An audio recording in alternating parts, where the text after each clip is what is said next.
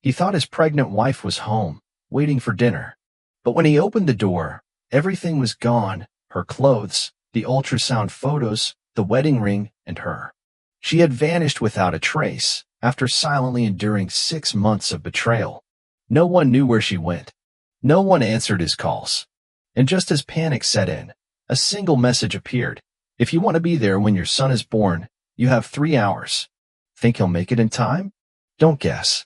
This story will leave you breathless. At 36, he had everything society deemed valuable: a prestigious position at Crawford and Mitchell Financial Group, a luxurious penthouse in the Upper East Side, and a beautiful wife expecting their first child. Yet, as he stood watching the city lights flicker to life in the gathering dusk, an unsettling emptiness gnawed at his conscience. His phone buzzed with a message from Lisa Monroe. Meeting room B. 10 minutes. A familiar surge of excitement coursed through him, followed immediately by a wave of guilt. He glanced at the framed photo on his desk, Julia's radiant smile captured at their wedding 3 years ago. Her green eyes seemed to pierce through him, knowing, judging. Nathan's fingers hovered over the phone screen. He should say no. Julia was 7 months pregnant, and that morning, she'd asked him to come home early for her doctor's appointment. But the thought of Lisa's perfume, her understanding smiles, and the way she made him feel desired rather than needed proved too tempting. Be there in 5, he typed back. Across town, Julia Foster stood in their master bathroom, staring at her reflection. Her hands cradled her swollen belly, feeling the gentle kicks of their son. Tears streamed down her face as she read through Nathan's text messages to Lisa, accidentally left open on his iPad that morning. 6 months. The affair had been going on for 6 months, right around the time she'd announced her pregnancy. The bathroom wall seemed to close in on her. Every tender moment, every late-night meeting, every business trip, it had all been a lie. Julia's mind raced through the signs she'd ignored: the lingering perfume on his shirts, the missed appointments, the emotional distance that had grown between them like a chasm. Her mother's words from last week echoed in her mind. Sweetheart, you don't look happy. What's really going on? Julia had brushed off her concerns, defending Nathan's absence as dedication to his career. Now, the truth felt like shards of glass in her throat. In his office, Nathan straightened his tie before heading to the meeting room. Lisa was already there. But something felt different tonight. Perhaps it was the way Lisa's laugh suddenly reminded him of a corporate strategy, calculated and cold, or maybe it was the growing realization that, while he chased hollow passion, his real life, his wife, his unborn child, was slipping through his fingers. Miles away, in their penthouse, Julia made a decision that would shatter their carefully constructed facade. With trembling hands, she packed essential items into a suitcase: clothes, important documents, and the ultrasound pictures Nathan hadn't bothered to look at. She wrote a letter, then thought better of it, and tore it up. Words seemed inadequate to express the depth of her pain and disappointment. Her phone rang, Nathan's mother calling to check on her. Julia let it go to voicemail, knowing she couldn't trust her voice not to betray her plans. Instead, she sent a text to her own mother. Can you pick me up from Grand Central in 4 hours? I'll explain everything when I get there. The response was immediate. Of course, sweetheart. Whatever you need. As Nathan left the meeting room, adjusting his collar, Lisa caught his arm. Dinner tonight? That new place in Tribeca you mentioned? He hesitated, remembering Julia's appointment.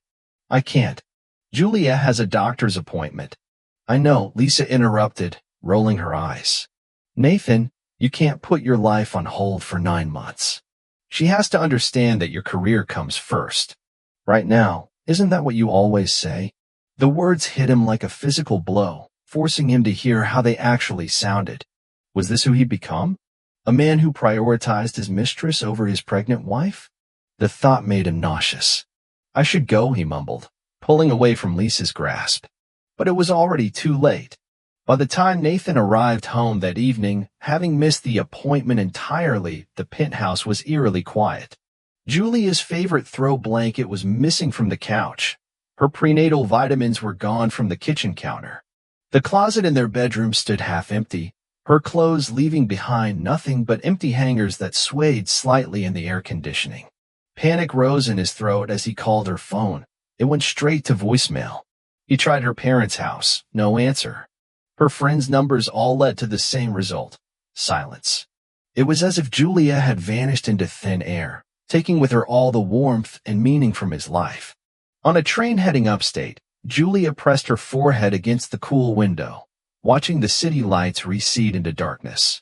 Her hand never left her belly, protecting the innocent life within. Tears rolled down her cheeks, but they weren't tears of sadness anymore. They were tears of relief, of freedom, of the terrifying and exhilarating knowledge that she was choosing herself and her child over a marriage built on lies. Back in the penthouse, Nathan sat in the darkness of their bedroom, Julia's wedding ring glinting on his nightstand where she'd left it. The magnitude of what he'd lost crashed over him in waves. His phone buzzed with another message from Lisa, but for the first time, the sight of her name filled him with revulsion. He picked up Julia's ring. Its weight was insignificant in his palm, yet somehow heavier than anything he'd ever held. As the night deepened around him, Nathan Foster faced the horrifying realization that, in pursuing everything he thought he wanted, he'd lost everything that truly mattered. The small town of Millbrook welcomed Julia with open arms and silent understanding. Her childhood home, nestled among maple trees just beginning to turn golden, stood as a fortress against the chaos she'd left behind. Her mother, Rebecca, hadn't asked questions when she'd picked her up from the station. She'd simply wrapped her daughter in a fierce embrace and whispered, "You're home now." 2 weeks had passed since that night. Julia sat in her old bedroom, now transformed into a makeshift nursery, sorting through baby clothes her mother had stored away for 30 years. The morning sickness had finally subsided, replaced by almost constant movement from her son. Each kick reminded her that she wasn't alone, that she had something worth fighting for. Her phone lay silent on the dresser, airplane mode permanently enabled. She couldn't bear to see the dozens of missed calls and messages from Nathan that her mother had warned her about. Rebecca had become her shield, fielding calls from Nathan's parents and their mutual friends, protecting Julia's need for space with the fierce determination of a mother bear. "He's been calling the house," Rebecca mentioned one morning over breakfast, her tone carefully neutral. 3 times yesterday. Julia focused on spreading jam on her toast, her hands trembling slightly. "What did you tell him?" "The truth, that you're safe, the baby's safe, and you'll contact him when you're ready." Rebecca reached across the table, covering Julia's hand with her own. "But sweetheart, you'll have to talk to him eventually. If not for yourself, then for your son." The words hung heavy in the air, weighing on Julia's conscience. She knew her mother was right, but the thought of hearing Nathan's voice made her physically ill. How could she explain to her unborn child that his father had chosen another woman over them? Meanwhile, in New York, Nathan Foster's world had imploded. His corner office, once a symbol of success, now felt like a prison cell. The photo of Julia on his desk mocked him daily, her smile a reminder of everything he'd thrown away. He'd called in sick the first week after she left, spending days driving to every possible location she might have gone, nights staring at his phone, willing it to ring. Lisa had continued sending messages, each one increasingly desperate as Nathan's silence stretched on. He finally blocked her number after she'd shown up at his apartment, mascara running down her face, demanding to know why he was throwing away their special connection over his wife's emotional manipulation. The encounter had left him feeling hollow and disgusted with himself. How had he not seen Lisa's true nature before?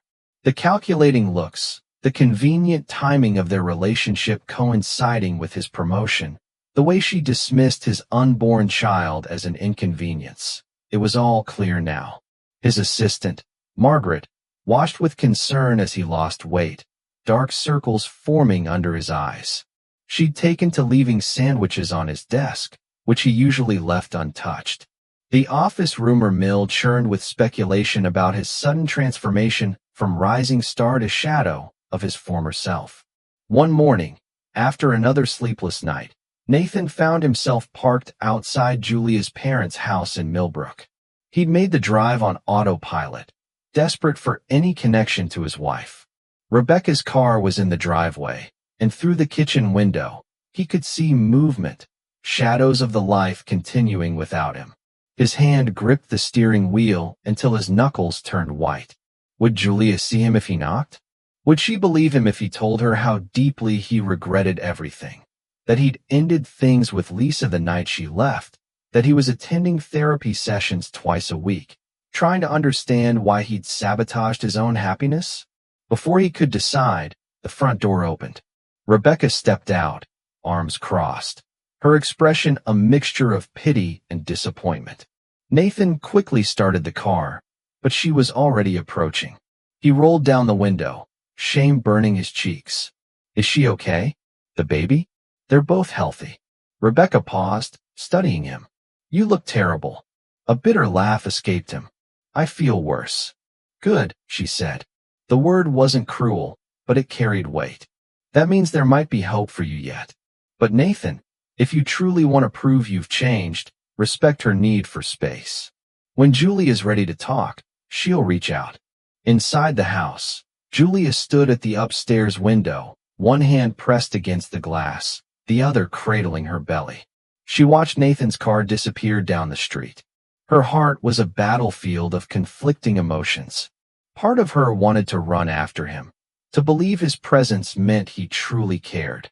But the larger part, the part that remembered countless nights alone while he was with Lisa, kept her rooted in place.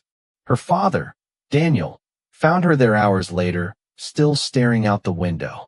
Without a word, he pulled her into a hug, letting her cry against his shoulder like she had as a little girl. You remind me so much of your mother, he said softly. She raised you to be strong, but she also taught you about forgiveness. Not for others, but for yourself. I don't know if I can forgive him, Dad. You don't have to decide that now. He placed a gentle hand on her belly. Focus on my grandson. The rest will fall into place.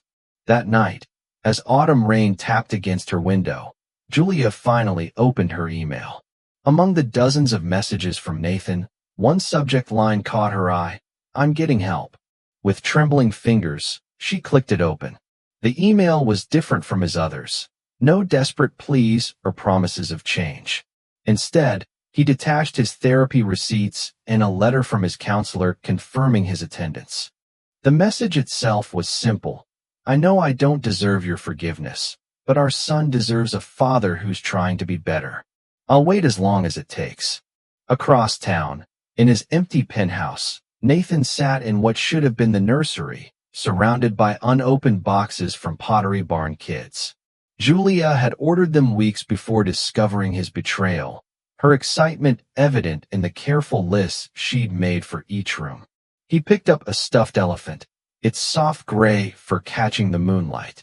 I'm so sorry, he whispered to the empty room, to his unborn son, to the wife he'd betrayed. The words felt inadequate, but they were all he had. Outside, the city continued its endless dance of lights and shadows, indifferent to the broken man sitting alone in a room meant for new beginnings, holding a stuffed animal like a lifeline to the family he'd lost. December arrived in Millbrook, bringing a blanket of snow and the weight of unspoken words. Julia, now 8 months pregnant, watched the snowflakes dance outside her window, each one a reminder of how much time had passed since that September night when she'd left Manhattan.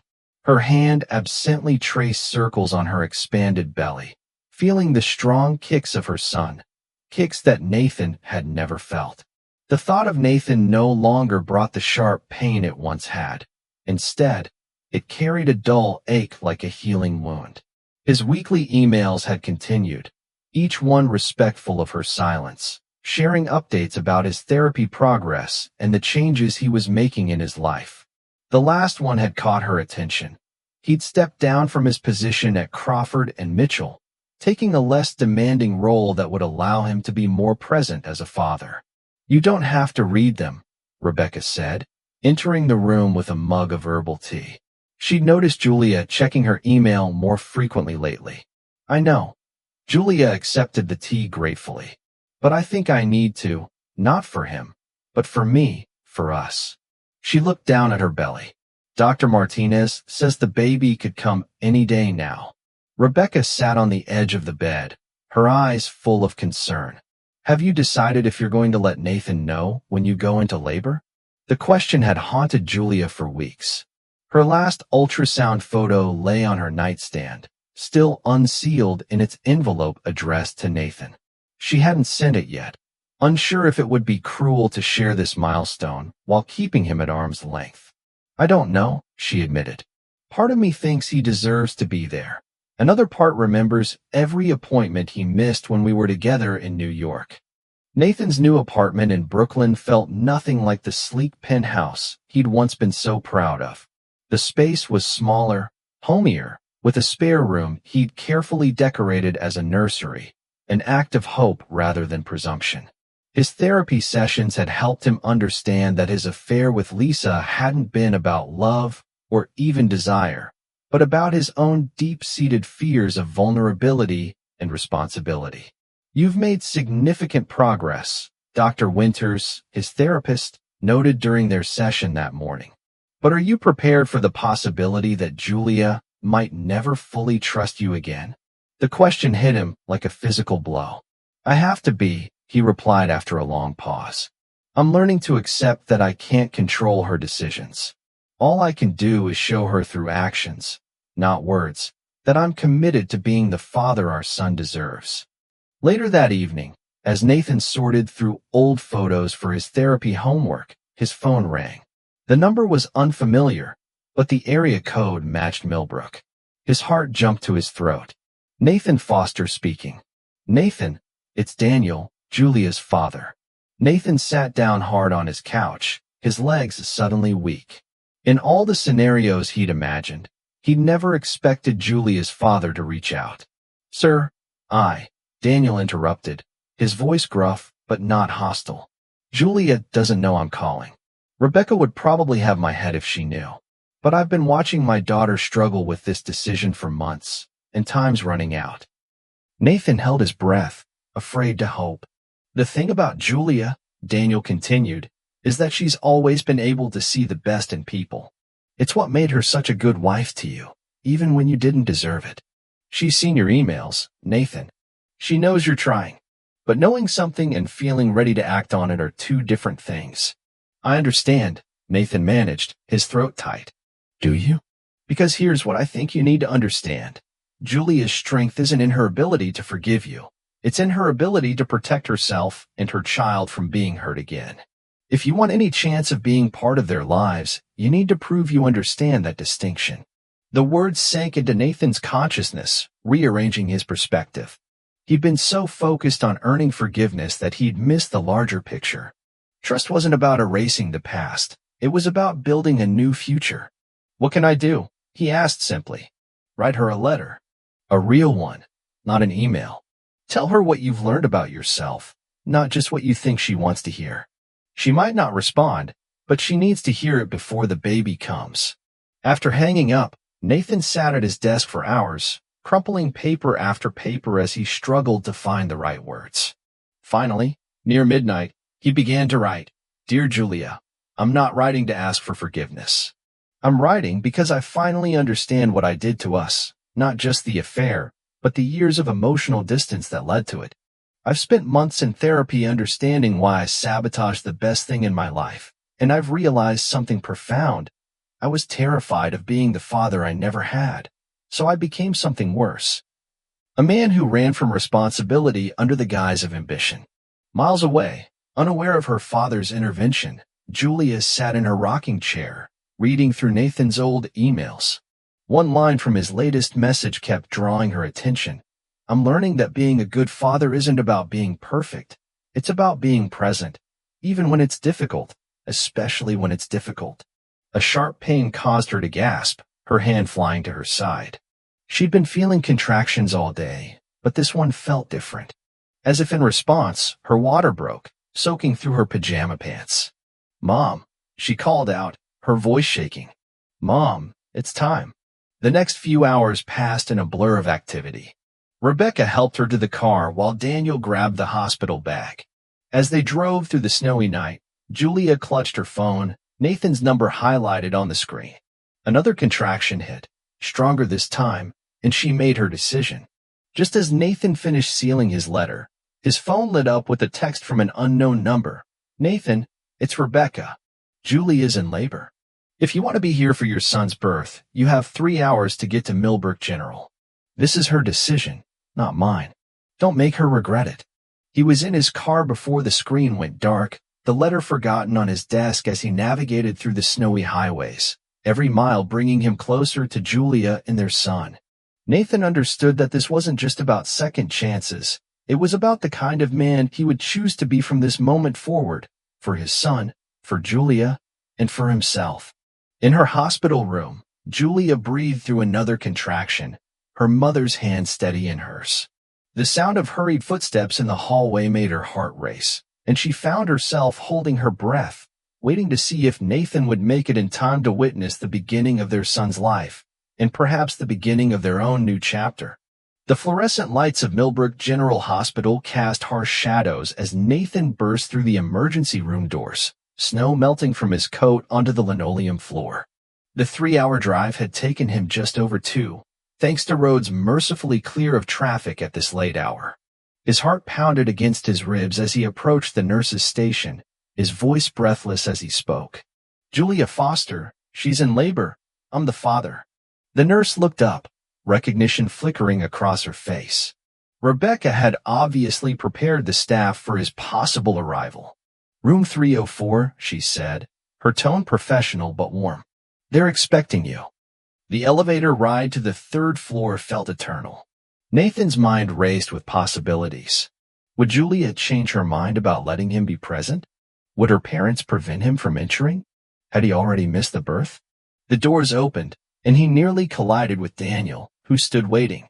"You made good time," Julia's father said, his expression unreadable. "She's at 8 centimeters. The doctor says it won't be long now." Nathan swallowed hard. "Is she? Can I?" "She's asking for you." Daniel's hand caught Nathan's arm as he moved toward the room. "But remember, this isn't about you. This is about Julia and that baby. If either of them shows any signs of distress because of your presence, you're out." "Understood," Nathan replied, feeling the weight of the moment. Inside the delivery room, Julia lay propped against pillows, her face flushed with exertion. Rebecca sat beside her, wiping her forehead with a cool cloth. Both women looked up as Nathan entered, and the air grew thick with unspoken words. "You came," Julia whispered, her voice hoarse from hours of labor. "I wouldn't be anywhere else," Nathan replied, remaining by the door, uncertain of his welcome. Another contraction seized Julia, and without thinking, Nathan moved to her other side, opposite Rebecca. Julia's hand shot out, grabbing his with surprising strength. The simple act of holding her hand again after months apart nearly brought him to his knees. "Breathe through it," the nurse encouraged. "That's it, Julia. You're doing great." As the contraction eased, Julia didn't let go of Nathan's hand. Her eyes met his, really seeing him for the first time since he'd arrived. The designer suits were gone, replaced by worn jeans and a rumpled sweater. Dark circles shadowed his eyes, and his usually clean-shaven face showed several days' worth of stubble. He looked nothing like the polished executive who had broken her heart. "Your letter arrived today," she said between measured breaths. "Mom brought it to the hospital. I haven't opened it yet." "It doesn't matter now," Nathan replied, his thumb unconsciously stroking the back of her hand. "Everything I wrote, everything I've been trying to say, none of it matters except this moment right here." Rebecca stood quietly. "I'll give you 2 a minute," she said, touching Julia's shoulder before stepping out. The nurse followed, leaving them in a bubble of privacy. Before the next wave of activity, Julia admitted, "I'm scared." "Me too," Nathan said honestly. "But you're the strongest person I know, Julia. You've already proven that by walking away when I gave you every reason to, by protecting our son when I was too selfish to see what I was risking. Whatever happens next, that strength is something I hope he inherits from you." Tears spilled down Julia's cheeks. "I didn't want to do this alone." "You're not alone," Nathan said firmly. "Whether you decide to let me back into your life or not, you will never be alone again. I promise you that." Another contraction interrupted them, more intense than the last. Julia's grip on Nathan's hand turned vice-like as she worked through the pain. This time, He knew exactly what to do, supporting her back as she leaned forward, breathing with her until the wave passed. The medical team returned in full force as Julia's labor progressed rapidly. Through it all, Nathan remained by her side, his presence steady and supportive. When the moment finally came to push, Julia found herself drawing strength not just from her own determination, but from the unwavering encouragement in Nathan's voice. "One more big push," Dr. Martinez urged. "The baby's almost here." Julia bore down with everything she had, Nathan's hand still firmly in hers. And then suddenly, the room filled with the strong, furious cry of new life. "It's a beautiful baby boy," Dr. Martinez announced, placing the squirming infant on Julia's chest. Time seemed to stop as Julia and Nathan stared at their son for the first time. His tiny face was scrunched in protest at the bright lights and cold air, his fist waving angrily at the world.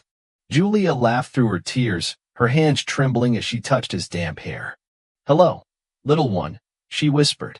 "We've been waiting for you." Nathan stood frozen, overwhelmed by the sight of his son. All the mistakes he'd made, all the pain he'd caused, none of it had prevented this miracle from coming into the world. The baby's cries softened as he nestled against Julia's warmth, and Nathan watched in awe as his son opened his eyes for the first time. "Would you like to cut the cord?" Dr. Martinez asked, offering Nathan the scissors.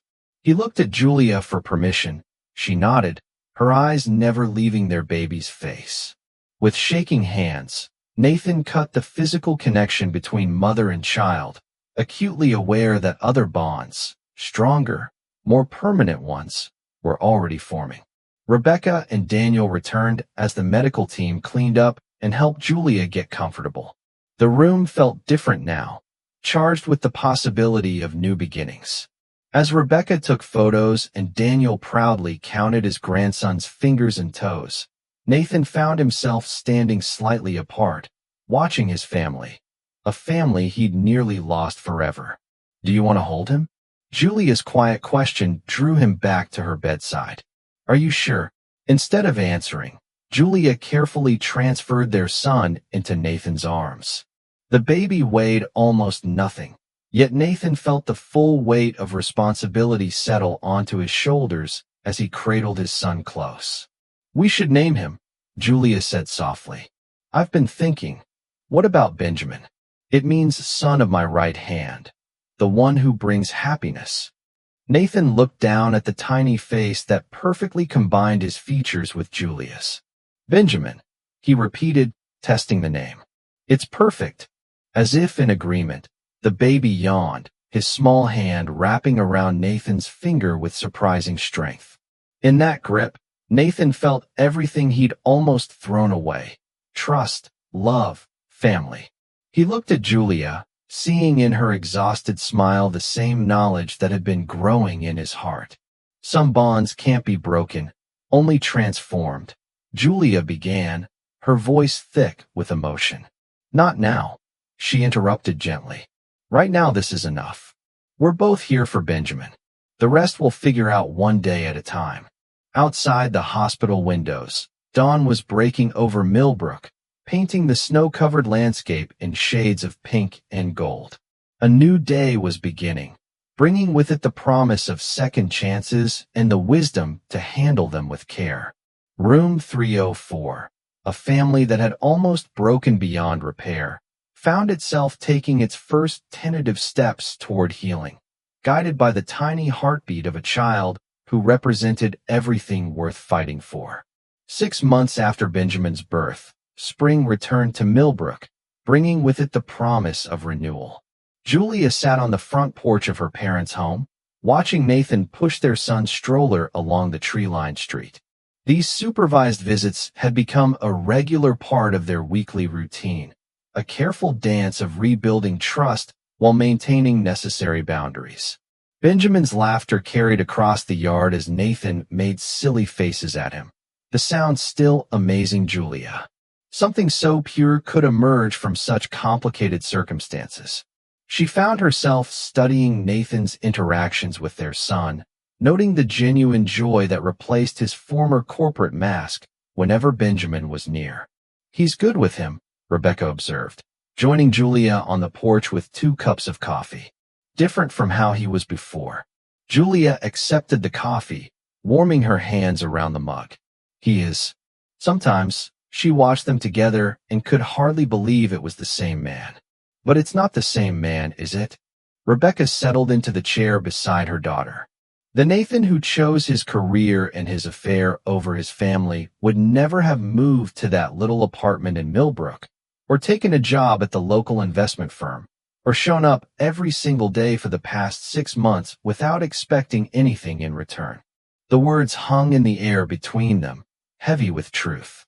Nathan had indeed transformed his life completely, leaving behind the prestigious position and Manhattan lifestyle to be closer to his son. His therapy sessions continued, now supplemented by parenting classes and regular check-ins with Julia about Benjamin's development. Down the street, Nathan stopped the stroller to adjust Benjamin's hat, a small gesture that spoke volumes about his attention to detail when it came to their son's needs. He was already lifting him from the stroller, expertly checking his diaper while maintaining a soothing stream of conversation with their son. 6 months ago, such competence would have seemed impossible from the man who had barely acknowledged her pregnancy. Julia began, starting to rise. Let him handle it, Rebecca suggested gently. That's what he's here for. Nathan was already heading toward them, Benjamin calming in his arms. Someone needs a change, he reported, climbing the porch steps. Would you like me to take care of it? Or would you prefer? Go ahead, Julia nodded toward the house. You know where everything is. As Nathan disappeared inside with Benjamin, Julia caught her mother's knowing look. What? Nothing. Rebecca sipped her coffee. Just remembering. Your father was with you at that age. It took him time to find his footing too. But once he did, she paused, choosing her words carefully. Sometimes the men who struggle the most at first become the best fathers because they've had to work for it. They don't take it for granted. Inside, they could hear Nathan's voice drifting down the stairs, singing an off-key lullaby as he changed Benjamin's diaper, the same song Julia had mentioned once months ago as having been her favorite as a child. He'd been listening, learning, storing away every detail that might help him be a better father. I've been offered my old position back, Julia said suddenly, surprising herself with the admission. She hadn't told anyone about the email from her former employer. They want me to head up their new family-friendly workplace initiative, flexible hours, on-site daycare, the works. Rebecca's eyebrows rose. In Manhattan? Yes. Julia stared into her coffee cup. I haven't responded yet. The screen door creaked as Nathan emerged with a freshly changed and considerably happier Benjamin. He paused, sensing the tension in the air. Everything okay? Julia stood, taking Benjamin from him. Would you stay for dinner? We need to talk about something. Nathan's face remained carefully neutral, but his shoulders tensed. Of course. The next few hours passed in a domestic blur of family dinner and Benjamin's bedtime routine. Once their son was asleep in his crib, Julia led Nathan to the back porch, away from her parents' well-meaning presence. The spring evening was cool, crickets providing a gentle backdrop to the conversation they needed to have. You've been offered your job back, Nathan said before she could speak. It wasn't a question. Julia shouldn't have been surprised that he'd figured it out. How did you know? I still know people at your old firm. They're excited about the possibility of your return. He leaned against the porch railing, maintaining a respectful distance. It's a good opportunity, Julia. You'd be amazing at it. It would mean moving back to Manhattan. I know. His voice was quiet, resigned. I understand if you need to take it. I can look for something closer to the city, find a place nearby, so I can still be involved with Benjamin. Julia studied his profile in the fading light. Is that what you want? What I want, Nathan turned to face her fully, is whatever allows me to be the father Benjamin deserves and the man you needed me to be 6 months ago. If that means commuting 2 hours each way to see my son, then that's what I'll do. And what about what you built here? Julia gestured to the quiet street, the small town that had become his home as much as hers, the job, the apartment, the life he'd made. They're not worth losing my family over. I made that mistake once. I won't make it again. The crickets filled the silence between them as Julia absorbed his words. In the nursery above, Benjamin made a small sound in his sleep, and both parents instinctively looked up, waiting to see if he would wake. When he settled, Julia found herself fighting tears. "I turned it down this morning," she whispered. Nathan's sharp intake of breath was the only indication of his surprise. "Julia, I've been watching you these past 6 months, Nathan, really watching. How you show up every day without complaint, how you've learned every detail of Benjamin's routine, how you've rebuilt yourself from the ground up, not just for him, but for yourself." She took a shaky breath. "The man you've become, he's someone I'd like to get to know better." "What are you saying?" "I'm saying I'd like to try having dinner. Just us, maybe next week." Julia wrapped her arms around herself, suddenly vulnerable. "We can talk about who we are now, not who we were. No promises, no pressure, just dinner." Nathan's hands gripped the porch railing, his knuckles white with the effort of containing his emotion. "I'd like that," he managed finally. "Very much." Above them, the first stars were appearing in the darkening sky. Through the kitchen window, they could hear Rebecca and Daniel moving around in their comfortable domesticity, a reminder of what a marriage could be when built on trust and mutual growth. "I can't promise you anything," Julia cautioned. "This isn't forgiveness, not yet. It's just a beginning." Nathan finished, "A new one. That's all I'm asking for." As if sensing the weight of the moment, Benjamin chose that time to wake, his cry cutting through the evening air. Julia moved toward the door, but Nathan's voice stopped her. "Let me, please." She nodded, watching as he disappeared into the house. Through the baby monitor on her belt, she could hear him climbing the stairs, his voice soft as he greeted their son. "Hey there, little man. Daddy's here. Daddy's always going to be here." Julia remained on the porch, listening to Nathan soothe Benjamin back to sleep with the same lullaby he'd sung earlier. In that moment, she realized that while trust might be rebuilt slowly, hope could bloom in an instant, like stars appearing in a darkening sky, or spring flowers pushing through winter soil, or a father learning to be present for all the small moments that make up a life. Tomorrow would bring its own challenges, its own opportunities for growth and setbacks. Your participation in the channel is very important. Please leave your opinion in the comments. I hope you enjoyed today's video. If you did, please leave a like to help me out and don't forget to subscribe to the channel so you don't miss out on the next stories. Thanks for watching, and see you in the next video.